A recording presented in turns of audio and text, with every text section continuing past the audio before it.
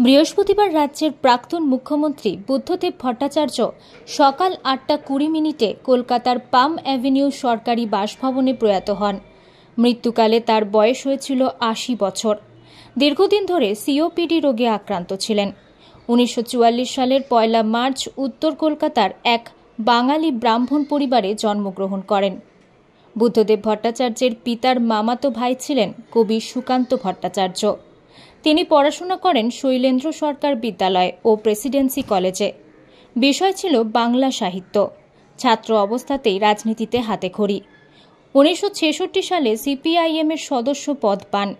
দলের সংগঠনের রাজ্য কমিটির সম্পাদক মণ্ডলী কেন্দ্রিক কমিটির পলিট ব্যুরোর সদস্য ছিলেন। ১৯৬৮ সালে ডিওয়াইএফআই এর সম্পাদক হন। ১৯৭৭ সালে কাশীপুর বিধানসভা থেকে নির্বাচিত হন।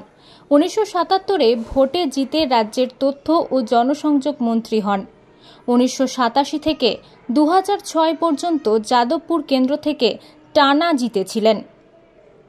১৯৯৯ সালে হন উপমুখ্যমন্ত্রী।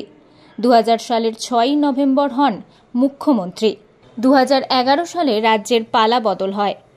তিনি মীরা ভট্টাচার্যকে বিবাহ করেন। তার একটি সন্তান সুচেতন ভট্টাচার্য। শুক্রবার তার মরদেহ পাম অ্যাভিনিউ থেকে বিধানসভায় নিয়ে আসা হয়। পরে সিপিআইএমের রাজ্য দপ্তরে নিয়ে যাওয়া হয়। তার ইচ্ছে মতো মরদেহ এনআরএস হাসপাতালে দান করা হয়। তার মৃত্যুতে শোক প্রকাশ করেছেন প্রধানমন্ত্রী নরেন্দ্র মোদী, মুখ্যমন্ত্রী মমতা বন্দ্যোপাধ্যায় সহ বিশিষ্ট ব্যক্তিবর্গ। Bureau report, Anandabarta.